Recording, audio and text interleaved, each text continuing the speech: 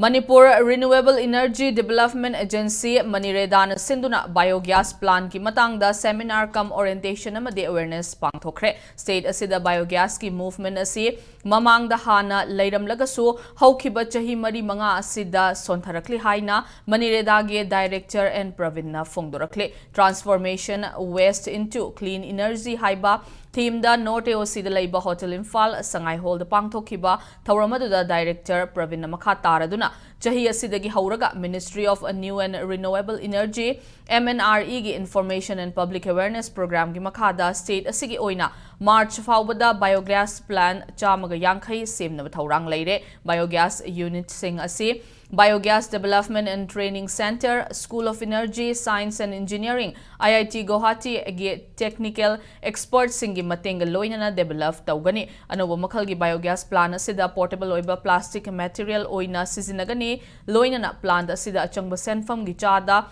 Nifuge Ministry na Chada Kuntrana State Government na Aduga Lemhoriba Senfa Maduna Beneficiary gi Oiriba Singna Puthokani Haike Tauramadugi Manungda BDTC IIT Guwahati gi expert amadi plant asi sem sabada mapung oiba thodang laugadoriba UP Noida da leiba MS Koshis Sustainable Solution Private Limited ki maikaidagi presentation PK Tauramaduda Manireda gi Joint Director W Surats Senior Scientific Officer Babita Thangjam Biogas Plant ki beneficiary sing yauna mioi kyana saruk yake